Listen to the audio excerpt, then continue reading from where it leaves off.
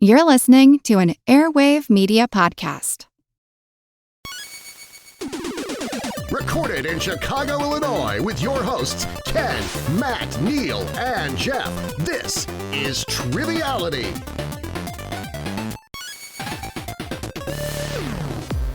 Hello and welcome to Triviality, the game where a lack of seriousness meets a little bit of knowledge, also known as the greatest show on earth if you aren't counting all the other shows. Yeah, not the greatest show on turf, not all that stuff. Yeah. You have a new cord today.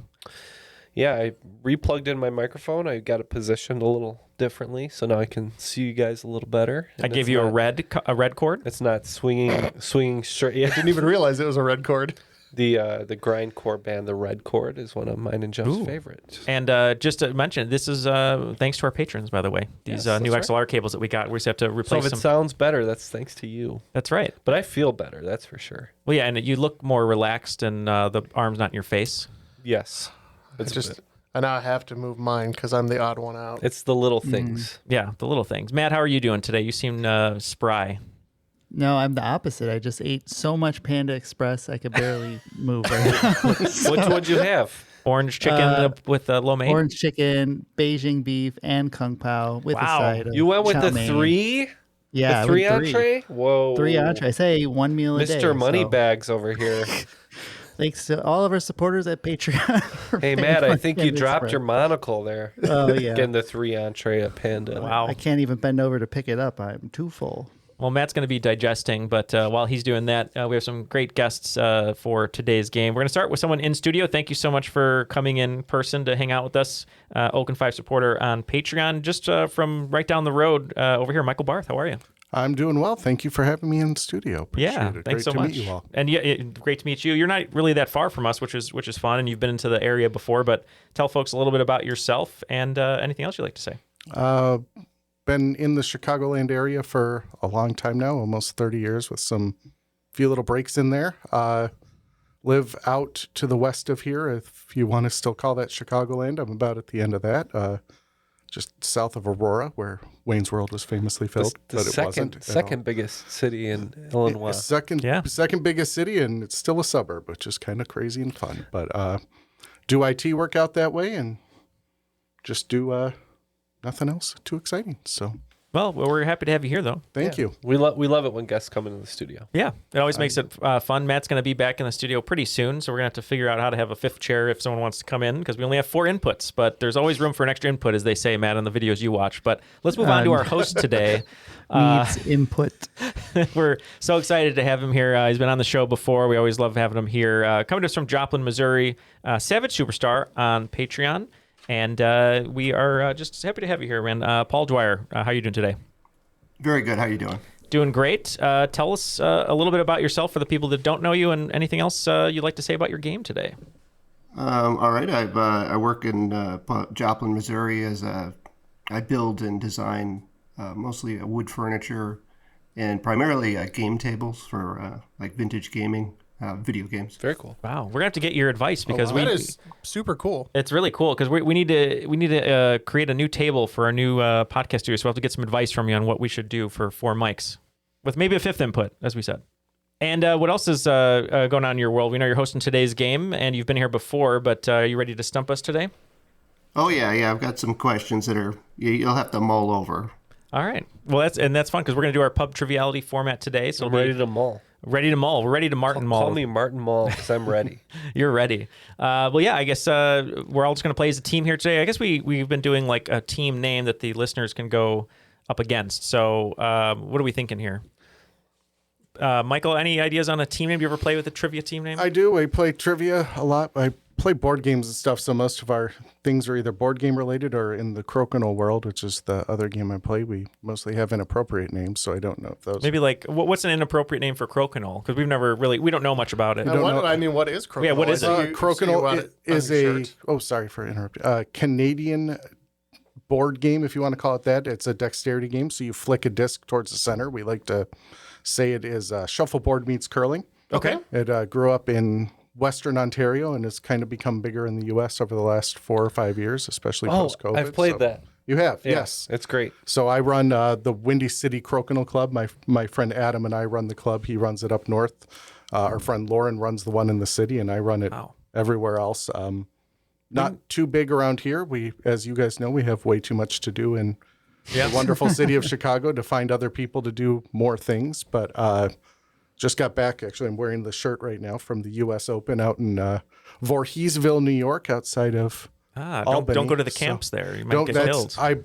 The rumor is, and I'm not 100% confirmed, but that town is, or Jason Voorhees was named after the town. Like that's very cool. The authors from there or something. That's why no one has that, sex there. You gotta be careful. Yep, got to be real careful in those camps out there in the woods. Population is dropping fast in Voorheesville. So if you want to get in the club, you got to go through Michael. Yeah, no, just show up to one of our events. But so we'll be in the club. In the club, that works for me. Yep, into Crokinole Club. All right, Paul. That's more appropriate than anything I could come up with. So there you go. Let's jump on into the game. I'm excited. All right. Question 1, film. Pixar Animation started in 1979 as part of the computer division of what other film production company? This company was created in 1971 by its namesake filmmaker founder and would go on to produce some of the most popular films of all time. Like Pixar, it was later purchased by Disney. Like our podcast, later purchased by Disney. I believe that. Yeah, I'm hoping for the day that I think Steven Spielberg gives us the call and he's like, I want it, guys. I want it. Can he get Triviality Ranch as part of it? I don't know. That would be great, yeah. Any ideas, Michael? I think I know this one, but I do think I know this one as well. So it's where's your gut at? Lucas Arts and which Skywalker Ranch reference there from Matt. So. Yeah, Lucasfilm. Or Lucasfilm. ILM, yeah. So that is where I believe. I agree with that. Oh, Industrial Light and Magic. Mm-hmm. Yep. Lucasfilm is the correct answer. Very good. Good start, everybody. All right, question 2, music. What is the elemental stage name of the legendary American folk and country blues singer, noted for his strong vocals, virtuosity on the 12-string guitar, and for popularizing many folk standards, including In the Pines, Pick a Bale of Cotton, Goodnight Irene, and Midnight Special? So an elemental name. Not Into Club. Not Hydrogen Jones. It's not Muddy Waters. That's a lot of chemicals. Yes. Yeah. Tungsten Chew. Potassium Although, Pete. Water. What? It's two elements. No. But it's element. It's element in the bigger. As in like the umbrella, Greek elements? Yes. Like the earth, water, wind, fire. Or like when you're a skateboarder. Oh. Yes, on the element. Yeah. Do we want to go with that then? I don't have a better answer than that. Yeah, I don't know. Muddy Waters, you're saying? There's Arsenic Johnson. Arsenic Johnson, yeah. There's two-toed zinc. Yeah. Earth, wind, Anderson? and fire is too many elements. You got Steamboat Uranium Willie. Yeah. So I think Muddy Waters might be the way to go. Do you like that, Jeff, or do you not like it? I don't know. His I know name he's a popped into famous my head blues. for some reason. Yeah. So I will say that elemental is in the... That's hard elemental. hard elements. yeah, hard Okay. elements. Yep. Hard and fast. What are some elements that sound like a name that could be like a last name or a first name? Antimony? Iron, You have Mark like Antimony? Iron something. Iron Mike Tyson. Yeah. Lead or Leadfoot. Leadfoot Larry. Leadfoot Larry. I mean gold or silver. Is there someone with Oh, gold, yeah. gold and silver would be a fairly I regular. don't know any. Well, Bob Seger had the Silver Bullet Band, but it's not Bob At first, Seger. I was thinking BB King, but he didn't. I don't think he did any of those songs. I was going to say, is there an element that has BB as the symbol? But What about something with tin, like Tin Man Jones type of thing? Oh, it yeah. sounds Tin like- Lizzy. Tin Lizzy. Yeah, there you go. Are we gonna have to tap already? I think so. I could give you some more clues here. More clues. Yeah. Nirvana famously covered one of his songs on their Unplugged album. Yeah, lithium. Lithium is the song. Covered one of his songs on the Unplugged album, though. So. Mercury Stevenson. No, we don't know this one, Yeah. Paul. His real name is Huddy Ledbetter. Huddy Ledbetter. Yeah. Good. Wow. You can give us until you get to sounds like we might not get. Now we're still in, So- so- we're back to Pearl Jam and away from that. Sounds- Yeah, that's not helping me at all. Does sound like it does sound like Ledbetter. Oh, his name was Leadbelly. Oh, Leadbelly. Lead Belly. Okay. That's a name I learned today. So I was today years old when I found Was out. he shot? Is that why they called him that? I think it was because he had like a real strong singing voice and he was like a big guy too. But maybe he was a big softie. This lettuce soft. Well, that's true. Yeah. All right, question 3, art. And this one's tricky. Similar to many artists during the Renaissance and Baroque periods, including his idol, Rembrandt, with what 7-letter name did the painter of Sunflowers and the Potato Eaters sign his paintings? Oh, Neal knows this. I know the potato eaters. Yeah. I know this one. I'm a big You know fan all of the potato potato eating. I love twice baked. I love baked potatoes. I love French fries. I love potatoes au gratin.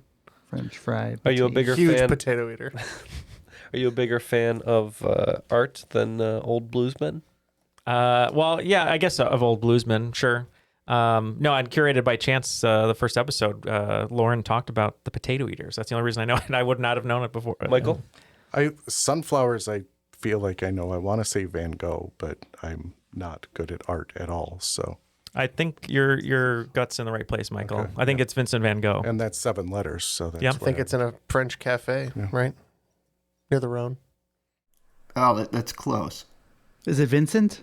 It's Vincent. Yes. Oh, I was- Vincent. Okay. Oh, okay. Yes. That's I what we're was going right. for. I'll Give give me us the points. Yeah. 5 points. Renaissance painters Are we doing and billions Baroque again, or painters use their just regular points this time?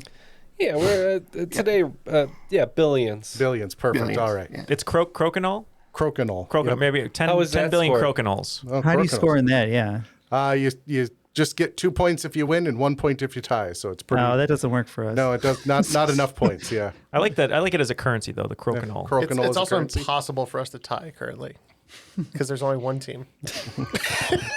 Crokinole seems like something George Lucas would come up with as a currency, like in the Republic. Or they would play it on the Millennium Falcon as they're Right. flying around. Yeah. So we have 1,500,000,000 There we points. go. All right. Also known as 1.5 billion. Question 4, film. Frequently used to suggest madness, unrest, or to disorient the viewer, popularized by German expressionist filmmakers of the early 20th century. What is the cinematic term for a shot where the camera is tilted obliquely? The term may originate from a corruption of the German word for German.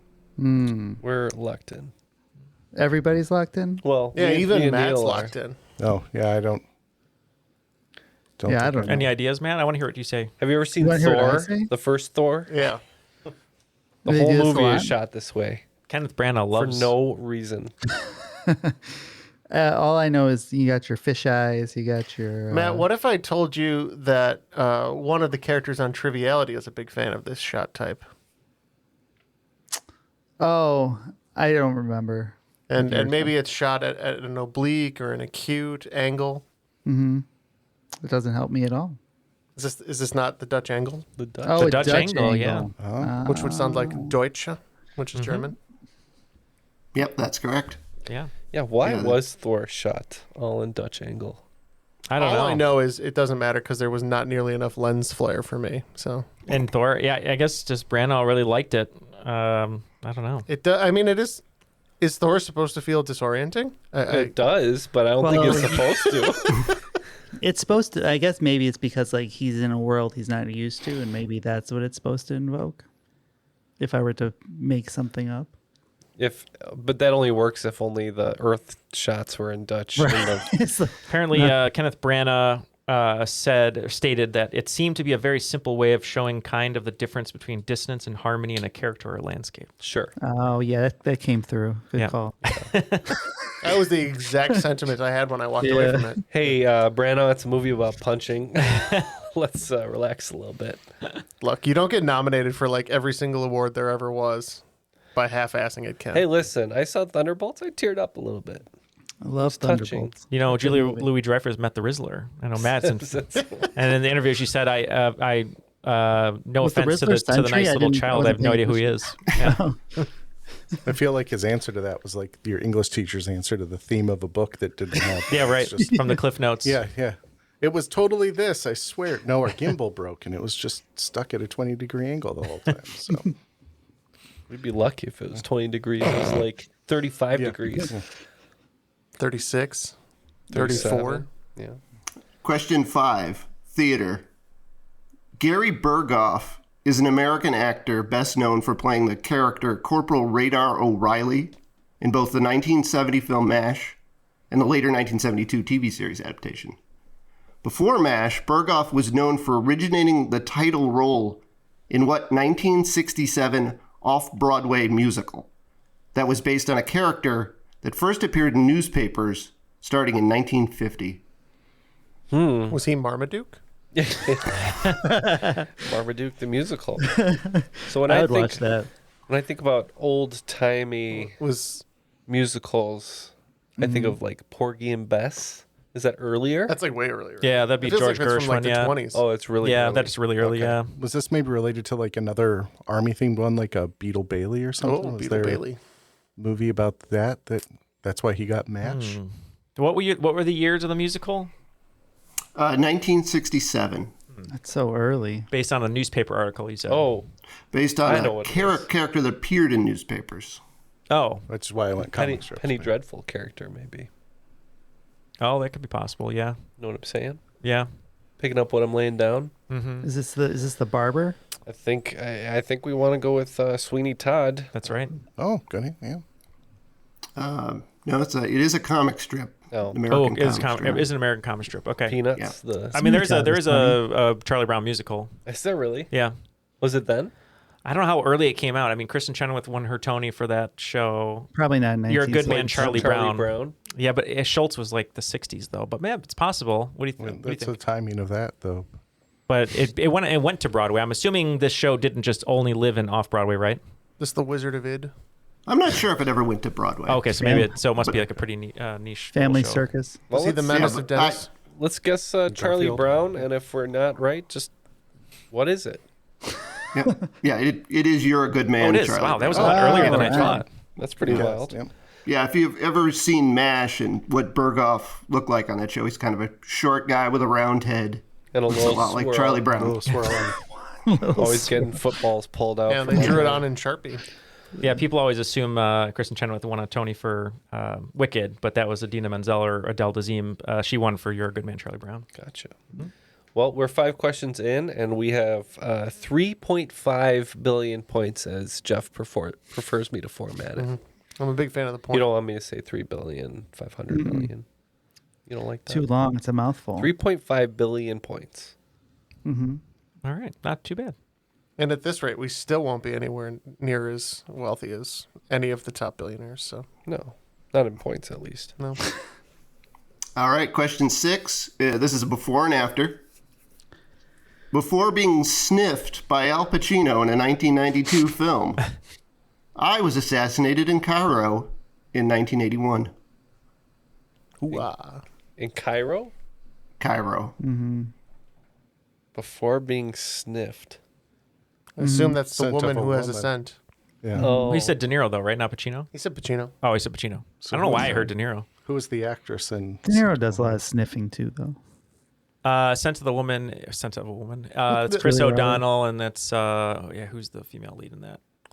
So we're talking about probably Scent of a Woman for the first part, right, Neil? Yeah, that's the right time period. Yeah. And we know Pacino, Chris O'Donnell, but we're trying to remember the female lead, correct? Yes. But it's not. That's what we need, and it's not. Or coming the to us. character name. Yeah. It's that, but I don't know that I know. I'm trying to those, remember. so. Was that Benazir Bhutto? Was that where she was assassinated? Or Does that help you get to the I don't- actress? No, it's it's coming to me. I just can't think of her name at the moment. She was the female lead in Burn Notice, the TV show. If you remember, she's Irish, I never I think, watched or that. European in real life. It's Gabrielle something, isn't it? Yeah. Oh, that's right. Yeah. Gabrielle Anwar. Anwar Sadat. Oh, there you go. Gabrielle Anwar Sadat. Anwar Sadat, who was the Yes, Prime Minister of that's Egypt. right. Yeah. Well, we certainly got there. president We got of there. Egypt. Yeah. Well, you got there. I told you, I was like, I can definitely get the second part once you figure out who the actor is. Yeah. Good poll. Yeah. She was really good on Burn Notice there, except she's I believe English. English. Okay. I knew She's she was. playing an Irish character who sounds Irish for about, I don't know, half of the pilot. I was gonna And say, There's, yeah, an, she there's an drops it. episode where she's Irish when her Irish cohorts come in and she has to do a thing, but it's later in the series. Yeah, we, my friend Phil and I at the time used to love that show, and Jeffrey Donovan, the lead actor, or Jeremy Donovan. Either way, he was in a play in Chicago, and You threw a yogurt at his head. We all well, know. he loved yogurt on the show. So Phil made him a T-shirt that said "Yogurt is for pimps" with his own silhouette. And after the show, he was with his girlfriend, and we went up to him and we're like, "Hey, we just made this shirt for you. Hope you like it." He's like, "Oh, thanks, guys." He didn't look at it, and we saw him walk down the street with his girlfriend. He like opened it up, and he just like lost it, and he started laughing, and then he just kept walking. So we thought it was job well done. So What a weird character point to make him love yogurt. I know it's just random. Yeah. Question 7, film. All right, this is a long one. Lupin the Third is a Japanese media franchise created in 1967 by the manga artist Monkey Punch. While the main character of Lupin the Third is based on the early 20th century French literary character Arsène Lupin, Monkey Punch based Lupin's sidekicks, Daisuke Jigen and Goemon Ishikawa XIII, on characters from what 2 related films? Jigen is based on a character played by James Coburn in a 1960 film, and Goemon is based on a character played by Seiji Miyaguchi in a 1954 film. All right. So we got our work cut out for us here. I am a stranger in a strange land. I can tell you that the first one is like a detective who wears a fedora and like black suit, tie, like that sort of style. So who did James Coburn play as a detective? Well, initially I was thinking that they were related. That Miyaguchi was in Seven Samurai, which is 54. I'm pretty sure he's from Seven Samurai. And the other one, the is remake. The other one is a samurai. Okay. So I'm curious if they went Miyaguchi, Seven Samurai, and then the remake of Seven Samurai was Magnificent Seven, but I feel like it was a little bit later. That was not 1960, right? That might have been too early, yeah. Do you have any idea, Michael? No, Seven Samurai was where I was at. The Coburn movie, I don't know that I... James Coburn. So that one's like a noir look. Noir.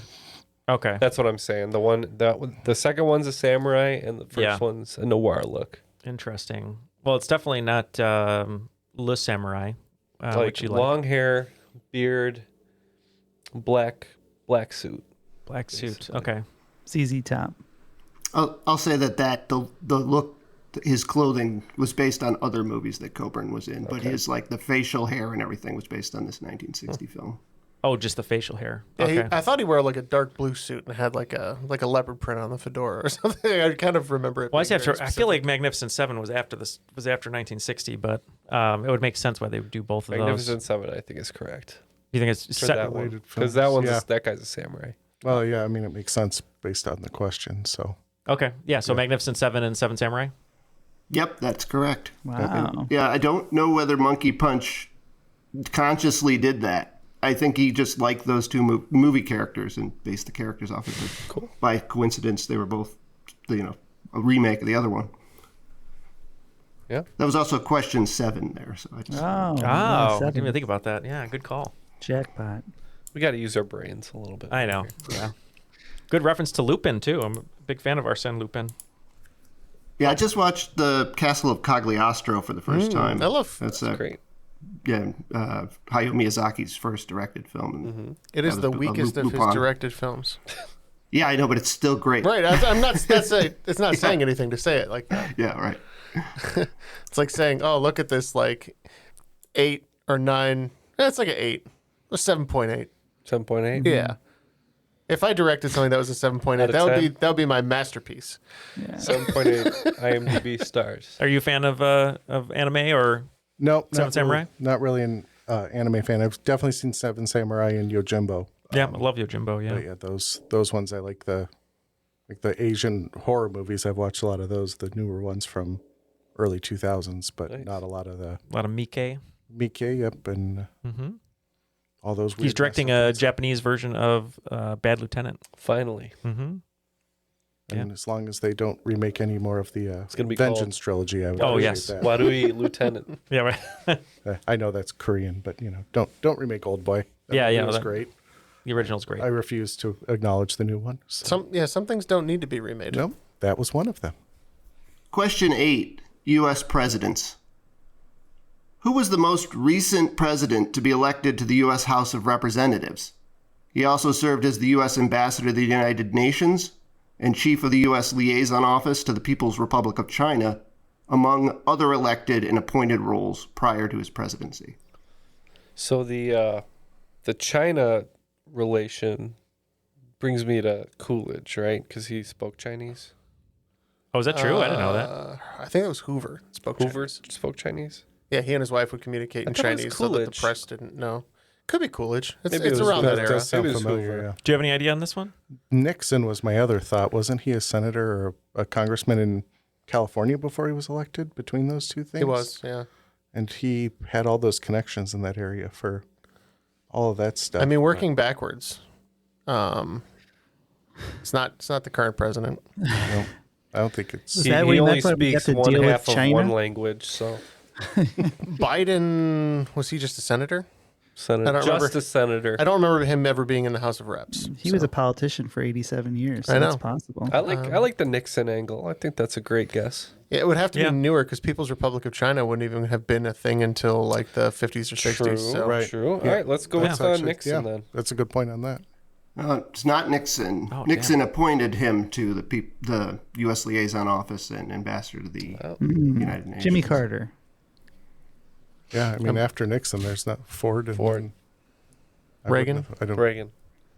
What was this? Bush Senior? Bush. Oh, it could have been Clinton. Bush Senior. Not Clinton. Probably not Clinton. Obama. Who is Where it? are we at? It's H.W. Bush. Bush yeah. Senior. Wow. The first one. Yeah. That's I didn't know that. Okay. All right, no points for that one. Yeah. No, we cheated Actually, hard. we lost points. Probably. Well, Paul's just laughing because we're just naming every president ever. So until we saw his poker face. We got an order after all the ones I was Yeah, born right. after, so there you go. All right, question 9. 80s TV names the same. On September 22nd, 1986, a sitcom began airing on NBC that featured a family named the Tanners and their cat, Lucky. Curiously, exactly a year later, on September 22nd, 1987, On ABC. a sitcom began airing on ABC that featured a family named the Tanners and their dog, Comet. The former series ran for only 4 seasons, ending in 1990, while the latter series lasted 8 seasons, ending in 1995. Name these 2 sitcoms. Well, the second one was spiritually back for a bit, and we know it's Matt's favorite sitcom of all time. So that one. Yeah, that the one's pretty first one obvious. is actually my favorite sitcom of all time. Really? I love a good Gordon Shumway. They were the Tanners too. They were the Tanners too. Yeah, and the cat was a very important part Was of that. always in danger. because he was in danger. Alpha always That's right. wanted to That's eat right. him. Their name was the Tanners. That's right. So we're gonna say Elf and Full House. Full House. Yeah. Yep, correct. Yeah, Willie Tanner Alf was always tormenting on that show. And for some reason, ABC, just a year later, they put another family named the Tanners on. It's a great not a- question. They're like, Not this an Alf show's not going uncommon name. anywhere. No one's going to remember it. And In 30 years. And I wonder where that puppet is. Maybe it's like For in a someone's show house. that only lasted 4 years, I feel like it Has had an outsized- outsized. It's hanging yeah. on a billionaire's wall. Someone with the Showplace Pizza guys. The Yeah, right. robots from the Showplace Pizzas. Alf. Wow. Question 10. Animals. A recently published scientific study collected worldwide cases of attacks by large wild carnivores on humans between 1950 and 2019. From this alphabetical list of 4 big cat species, I'd like you to reorder them by most to least attacks per species. Okay. Cheetahs, leopards, lions, tigers. Oh, I thought we were going to get Cheetahs, some Jaguar. leopards, lions, tigers. Jaguars know the deal. They know we're different. Just stay in our lane. So I think tigers is high on the list. yeah, it's got to be. I mean, I can think of one person attacked by tigers right off the top of my head, and I don't even know any that attacked anyone else. So I think tigers should be number 1. Leopards number 2. I don't think cheetahs. I don't. Lions I don't number know about 3. attacking people. Cheetahs and are pretty cheetahs Lions are solitary. Like run lions are away too from- lazy. Yeah, Not the females. The females, yeah. are. Like Michael said, I think cheetahs are pretty. I think cheetahs solitary. are pretty solitary Yeah. and don't like dealing with people, so I could put Plus, them there's all those videos online of them like going by people's cars and like sitting there. All right. So do you like tigers, leopards, lions, cheetahs? Oh my! Tigers, I like it. leopards, lions, cheetahs. Sure, Yeah. I can Yeah, see that that. works for me. You got two of them backwards there. Oh, lions and leopards. Yes, that's it. So tigers, lions, leopards, cheetahs. Yep. Leopards are not attacking people. Well, it's very close to... Probably pretty close to cheetahs. They don't want to be there either. So I'll give us half points for that. Get us back to a round number. That's correct. This is really where the points don't matter. We're just becoming Who's Line now. Wow. Around 56 people are estimated to die in tiger attacks per year. 56? Wow. Yeah, or actually 85 per year worldwide. I guess it's more where they're at, right? Aren't tigers in India and Bangladesh? So there's just a lot of people around. I guess, and Vegas. So. And Vegas, yeah. There's too much. There's overlap. And either Siegfried or Roy, one of the two, I can't remember. Yeah, every year that's two. One of those two gets attacked every year. You just have to see which one it is that year. Well, not anymore, unfortunately. Oh, that's right. At the end of the first round, we have racked up 7 billion points. Oh, wow. Da-da-da-da-da. How many did we get out of 10? That would be 7. Oh, okay. I didn't know how the math was working got 2 out. half points. Yeah, 2 half points. Yeah. Okay, so 6 and 2 half points? Yeah. Yes. That's not bad. All right. Yeah, pretty good so far. All right. Before we continue with Paul's questions, these are great questions, by the way, Paul. Both Paul and Michael are patrons. So if you'd like to join them over at patreon.com/trivialitypodcast, you can help support the show. Let us do a bunch of cool bonus audio content like the Triviality minis, the bonus episodes that are themed like Star Wars, Sopranos, or basically just all the bonus audio content that we do over at Patreon, which is in excess of 70 to 80 hours right now. So if you'd like to do all of that for as little as $1 a month to get rid of all these ads, $5 a month to get access to all those bonus content episodes, you can go to patreon.com/trivialitypodcast. And we'll be right back after this break. With a major selection of the looks your kiddos love starting at just $4 in the Walmart app, a new school year means a stylish new them. Who knew? Find skater skirts and Crocs that say, I'm casual but cool. Sparkly sneakers that say, it's my classroom, you're just learning in it. And preppy polos that say, I'm the teacher's pet, even if they're mommy's menace at home. Find their favorite styles starting at just $4 in the app. The Walmart you thought you knew is now new. I just MailChimped my marketing. You MailChimped your what? I MailChimped my marketing with AI to create an effective marketing campaign in minutes. No, MailChimp and Way. Yes, MailChimp and Way. Now I can hyper-personalize my campaigns across email and SMS. You can do all that with MailChimp? What did I just MailChimp and say? MailChimp your marketing with the #1 AI-powered email marketing and automation platform, Intuit MailChimp. #1 based on publicly available data on competitors' customers. Plans vary. SMS available as add-ons. Visit MailChimp.com. This episode is brought to you by State Farm. Knowing you could be saving money for the things you really want, like that dream house or ride, is a great feeling. That's why the State Farm Personal Price Plan can help you save when you choose to bundle home and auto. Bundling, just another way to save with the Personal Price Plan. Prices are based on rating plans that vary by state. Coverage options are selected by the customer. Availability, amount of discounts and savings, and eligibility vary by state.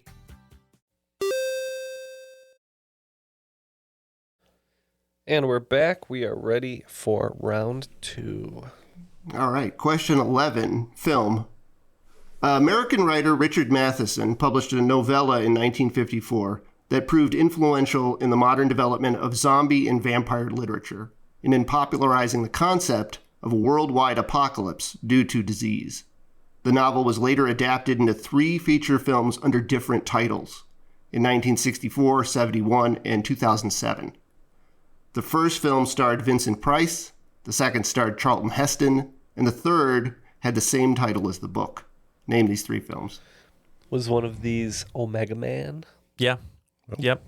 That was the Heston one. The less popular Nintendo property, Omega Man. Omega Man. Are you familiar with this author? I am not, no. Richard Matheson? Yeah, so I believe the modern movie with the book would be Will Smith's I Am Legend. Mm-hmm. Okay. I don't know what I thought. What's the Vincent Price one? That's a good question. Let me think. What year was the Vincent Price one here? We got 1964. The day the vampire zombies attacked. Stood still. Yeah.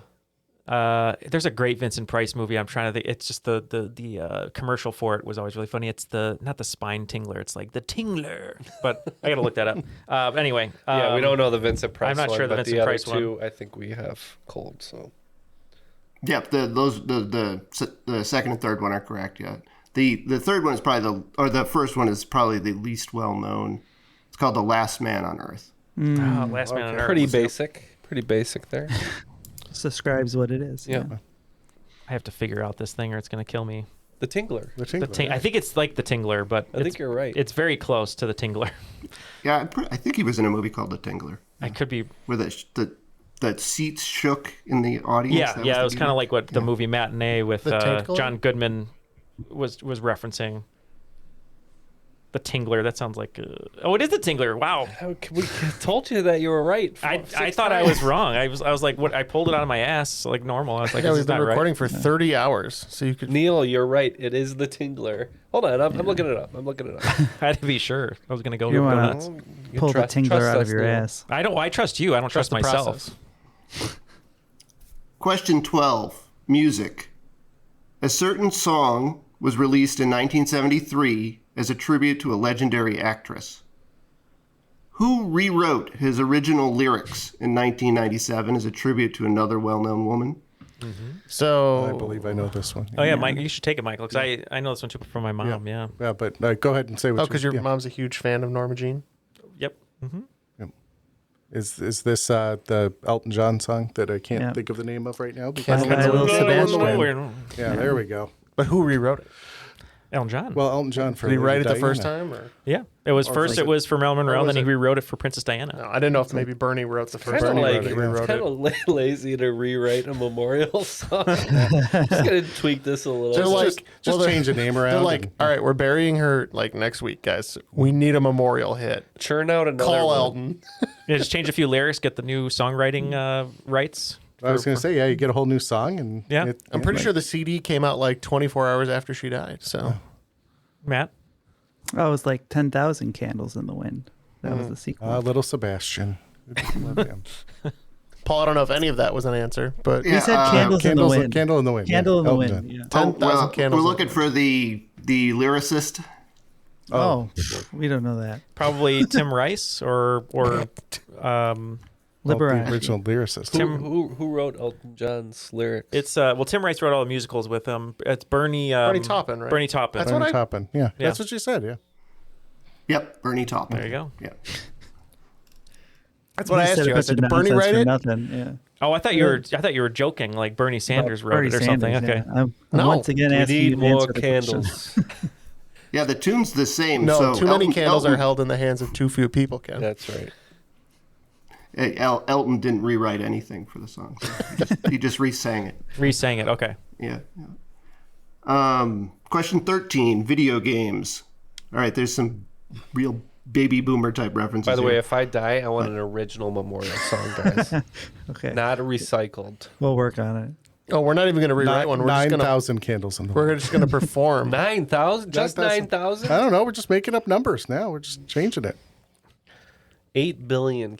A number of points in 9 billion. Every person on Earth needs to have a candle. One candle. Yeah. 9 billion. Wow. Sorry, video games. Yeah, question boomer 13, video games. If you take the last name of Joe Friday's partner on the 1960s TV series Dragnet and combine it with Tim Conway's character from a popular series of direct-to-video comedy films that started with 1987's On Golf, you get the name of a villain that first appeared in a classic video game released in 1986. And I'll say that this name didn't appear until a later game. In his human 1986. form. I mean, is that Donkey Kong was the villain in this, or? Yeah, or wouldn't be Bowser. That'd be earlier, right? Do you know any of the pieces? So I know the poster for the Tim Conway one. Joe I'm trying to think. Friday's partner is where I'm. Is it? Do you think it's Ganondorf? Is that? Oh, Dorf. Something Ganon, something Dorf. Yeah. I mean, that sounds like a great compound. Those movies he played like was it an idiot. Rich Oh, Gannon? Dorf on Golf. Dorf on Golf, right? Dorf on Golf. He was like an idiot. Actually, Yeah. Wow. Yep. Matt, I agree. I think Ganondorf, especially since he said wasn't named till later. 86 and video game villain. That's kind of what you're Matt looking bets at. on a few horses and thinks Matt, he's that makes me want to laugh and go, oh. Oh, is it that guy from Zelda who laughs weird? Okay. Yep. I like it. Let's do it. Yep. Ganondorf. Yep. Nice. Yeah. Bill Gannon was on Dragnet, and Dorf on Golf. Those are You can watch the whole of that on YouTube, and it's really corny but fun to watch. Matt thought maybe you were going to go with Conway. Steve Gannon as your clue. Yeah, Who's Steve Gannon? Quarterback. That's Rich Gannon. Rich Gannon. I'm sorry. Steve Gannon is a slightly less evil version of Steve Bannon. Is there a Steve Gannon? Is that a famous guy? Maybe not. Not that I've ever heard of. Question 14, U.S. states. In the United States, the term Commonwealth is used to describe two territories, Puerto Rico and the Northern Mariana Islands. In what 4 U.S. states? All 4 states are located east of the Mississippi. Yes, they are. So one of them is Kentucky. I believe Virginia is one of them. I believe so. Virginia is both a Commonwealth and 4 lovers. I just had this in a Maryland trivia game. Massachusetts is a Commonwealth. Mm-hmm. Oh, yeah. So we got 3. Kentucky's the odd one. I think the other ones are all. I think it's either New Hampshire or what is it? Vermont. Could be Vermont. I don't remember. Isn't like Rhode Island? Rhode Island was like the plantation of Rhode Island or something like outrageous back in the day? So we got 3 of them. Yeah, I think we just guessed Maryland because we were using game theory and it was wrong. So I don't. It's remember not Maryland. Yeah. So all 4. Yeah. So you said Virginia, Massachusetts, Kentucky. Massachusetts. It's got to be New England, I would think, because I don't think it's either the Carolinas. So. All right, let's say Vermont. Yeah, I like it. Kentucky, Massachusetts, and Virginia are right. Okay. The other one is not in New England. Oh. Is it Florida? It might be one of the Carolinas, actually. North Carolina. South Carolina. I go south over north. But... Georgia. Florida. What is it? It's related to Kentucky. Tennessee. Pennsylvania. Pennsylvania. Wow. Yep. Jeez. We got 3 out of 4 of those. Give us 100 guesses. 750 There's 50 million states points. and we still can't get it. I'm going to take points on that one. Pennsylvania. Wow. Question 15, film. Polyvision was the name of a specialized early widescreen film format devised exclusively for the filming and projection of French filmmaker Abel Gance's 1927 silent film Napoleon. Polyvision involved the simultaneous projection of 3 reels of film on the 3 side-by-side screens. A 1979 restoration of the film finishes with an effect originally intended by Gance. While the center screen remains in black and white, the left and right screens are tinted with what 2 colors, respectively? That's cool. Well, French, I would think red and blue. I was just going to say the flag. it's probably the French flag. Yeah. Plus, then you get like a precursor to the 3D. 3D, right? Yeah. That would be a cool effect, especially in. So it didn't happen, I guess, till '79, but I could see why he would want to do that. Yeah. Yeah, I would think red and blue. Yeah, I like that. Yep. Blue and red, actually. Or blue and red. That's the way the flag goes. Yeah. Good question. That was a cool fact. All right, so we're halfway through the second round. That brings us to 12 billion. Question 16, sports. Out of the 23 jersey numbers the New York Yankees have retired, who is the only player to have never won a World Series? Oh, wow. Oh, man. Are you a baseball fan, Michael? I am to some extent, yeah. I'm a sad White Sox fan, but, that makes sense. What are we going to do? It is what it is. That's what a fan is, right? That's what people If who you're are gonna really be depressed bad, say. Yeah, I'm a Chicago sports fan is what I am, yeah. It's Depressed just by nature. Depressed by everything, right. Yankees would be, bad Yankees like 70s and 80s, right? That's all we got because they won like 27 World Series. Right, but they like the 70s retired, and 80s, they were trash. Reggie Jackson? Have they retired? So Don Mattingly? I think Mattingly was my first guess. It says never won a World Series or with Never, the Yankees. Oh, not with the because Mattingly went over to like the Giants or. Oh, you're right. Well, It doesn't something. specify. Is it with the Yankees or just in general? Yeah. Because he won It's in general. In general. Okay. In general. This, Well, he this also player won. never won. He won as a manager, so I don't think it'd be him either. Reggie Jackson's interesting, but I think that they won one in 70. I was like, didn't they win one in the Bronx's I Burning guess, Days? yeah, he's Mr. October, I guess. So if he he's would've Mr. won, October, he would have won.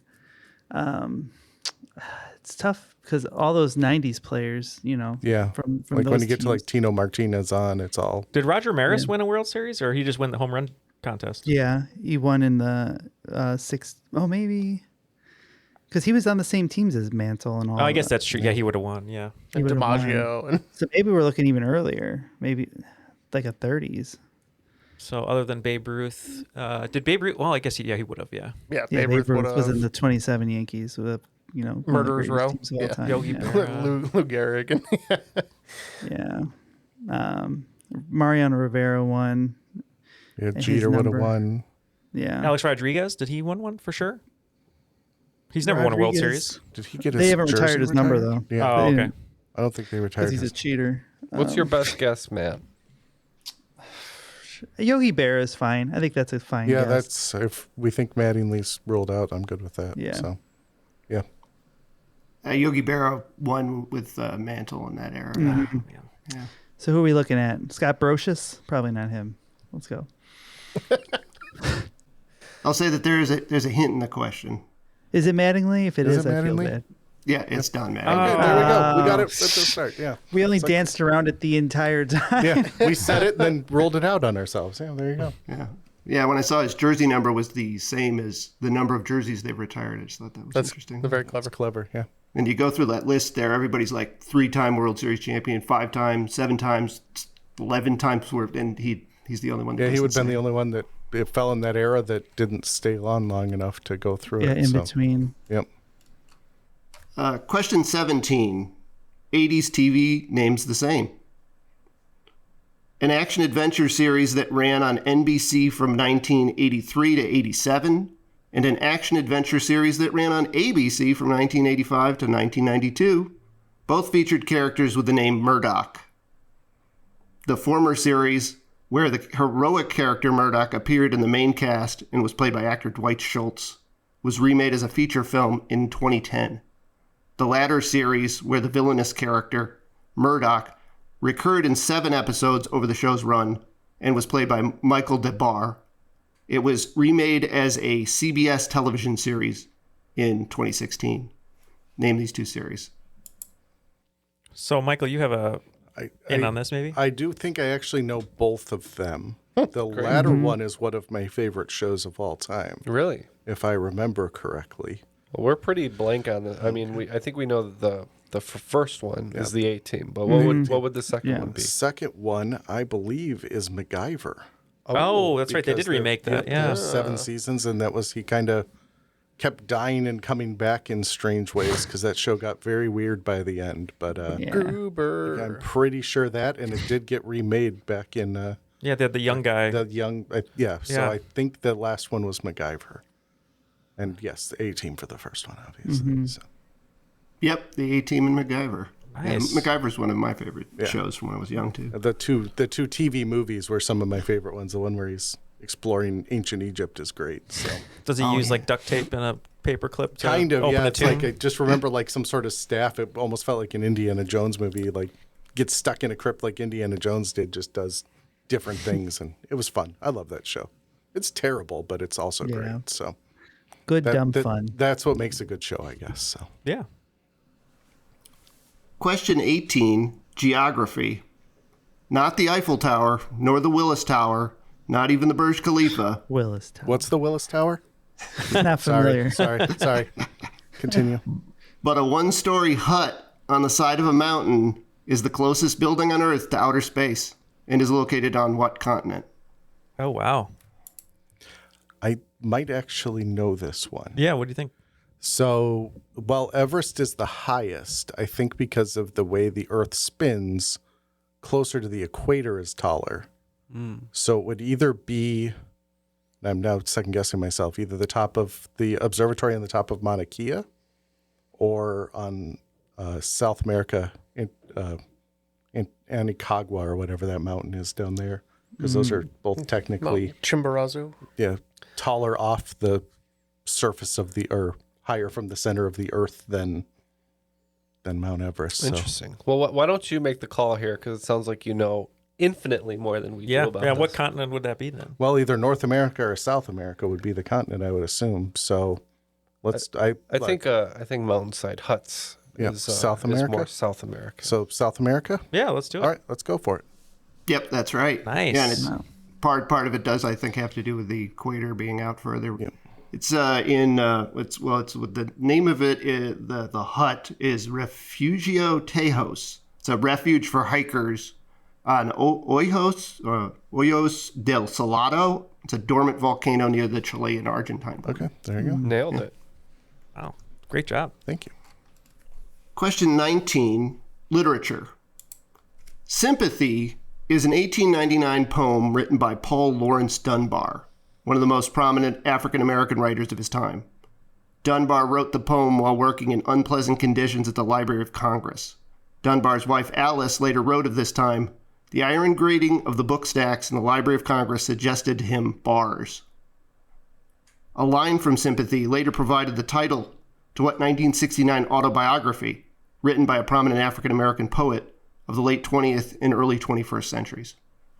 I think I know this one, I actually. have an idea. Yep. Oh, I do not. Yeah. If we're talking about bars, we might be talking about a cage. Yeah, and if it's someone who made it into the 21st century. Oh, you're talking about Maya Angelou. Yeah. That's I who know I why like. the cage bird sings. Yeah. Oh, there you go. Yep, that's correct. Yeah, it's a line in that poem. Like a lot of, literature, she named it after something she liked there. Yeah. Question 20, film. Only 2 films have premiered in the top 10 of the North American box office that feature what 4-letter French word?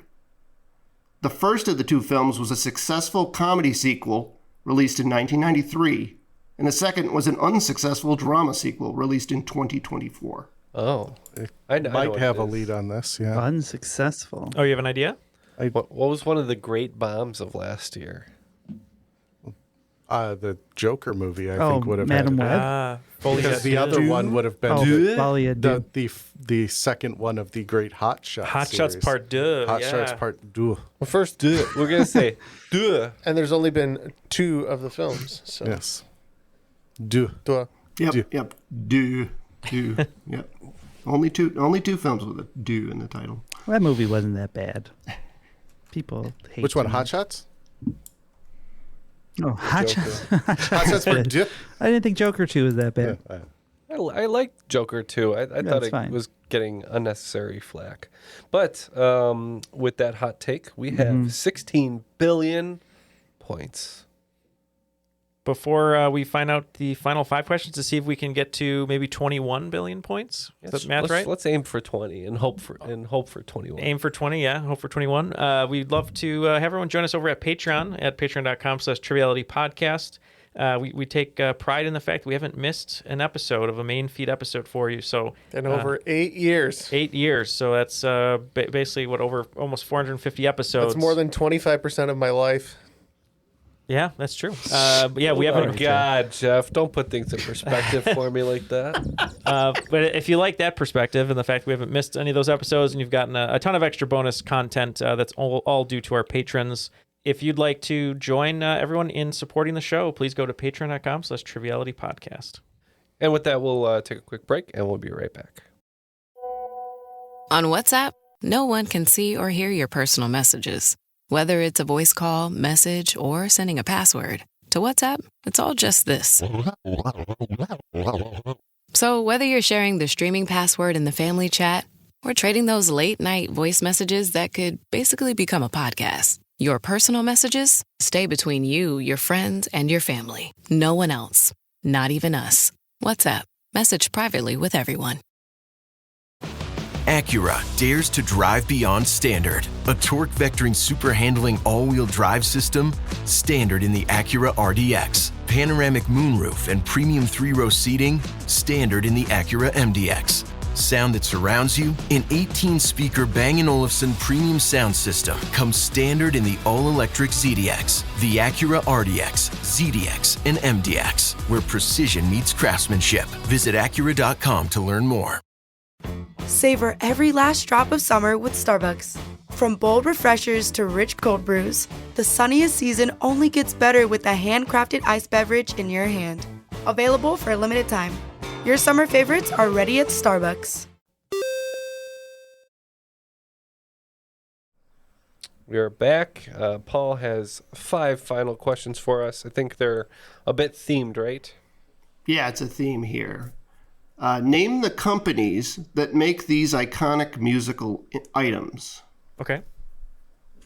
The TR-808 drum machine, used on countless hip-hop and electronic productions from Planet Rock by Africa Bambaataa to Not Like Us by Kendrick Lamar. All right, so we're looking at the famous drum machine. Mm-hmm. Do you remember what it's called? I think we've talked about something like this Well, before. are we supposed to name the drum machine or the manufacturer? The drum machine is the 808. Yeah, the 808. Yeah, famous beats. Yeah, for hip hop.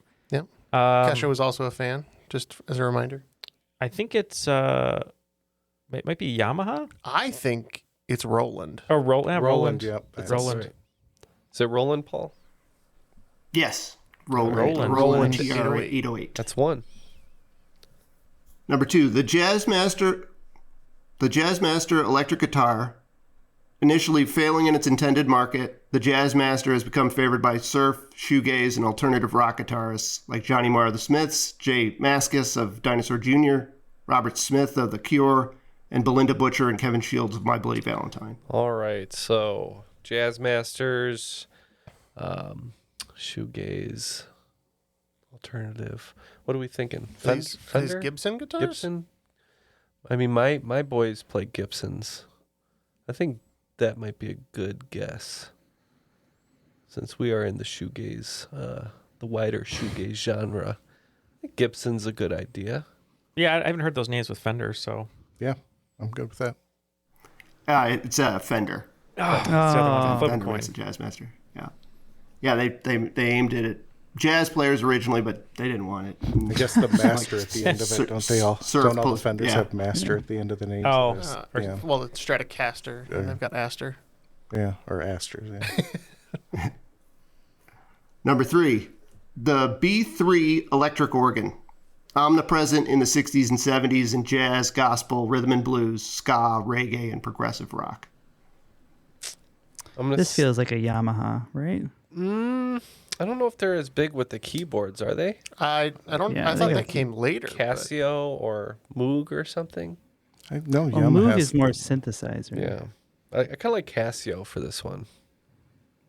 They're pre-watch days. Yeah, I was going to say. It's like this is like a really big organ, like one of those old big electric organs. It's an American company, I think. Oh, is it Steinway? Or no. Steinway make what is pianos. it? I think we're out of our depth on this one. It's the Hammond B3. Oh. Well, Spare no expense. I'm sorry. Spare no expense. Number 4, the SM57 microphone. Ah, yes. A standby workhorse of microphones since being introduced in 1965. Not only has the SM57 been used by virtually every successful musician of the last 7 decades, every U.S. president since LBJ has delivered speeches through an SM57. Not too sure on this one. Yeah. You want to be sure that when you're singing or speaking that the sound all comes through. This is what it looks like. Okay. Yeah. Is it the same manufacturer's headsets? The Steinhauser or whatever. Aren't those the big microphones? That's a big microphone, yeah. But this one I think is Shure. This is like the Shure big microphone. Sure. Yeah. Yep. Yeah, it's the Shure mic. Yep. Sure. Yeah, I'm not I have using one those myself, ourselves. but I don't have that model. Yeah. The 57? Yeah, I have one that's a little more directional since my band's so GD loud and I'm so GD quiet. Yep. Number 5. This is the last one. The DX7 digital synthesizer. Introduced in 1983 and the first synthesizer to sell more than 100,000 units. By comparison, the Mini Moog had only sold 12,000 units at that point. The DX7 can be heard on When Doves Cry by Prince, Take On Me by Aha, Susudio by Phil Collins, and Brian Eno's Ambient Records, and the many albums he produced for U2. Mm-hmm. Oh. Yep. In 1986, it was used on 40% of the number 1 singles on the Billboard Hot 100 chart. Wow. Do you have any idea on this one, Michael? I don't. No? I'm not. This is out of my wheelhouse for sure. So when you set the click track to the Moog module, Ken, what are you doing that on? I don't know. Is that Korg? Is that the one that says Korg? Oh, Korg. From Marvel. Yeah, from maybe. Marvel? They were really popular in the neon punk era of pop punk when they brought in synthesizers for everything. I like that answer. Not Korg. Oh, this was I don't like that answer. Company that also makes like lots of other stuff, motorcycles. And Yamaha. Well, this is Yamaha. Yep, Yamaha. We were waiting for DX7. I'm not giving us points on that one. So much for shooting for 21. Well, we were shooting for 18 billion, and we got it. We got 18. There we go. So 18 out of 25 correct for us. Just remember, if at first you don't succeed, reset your expectations. Yes.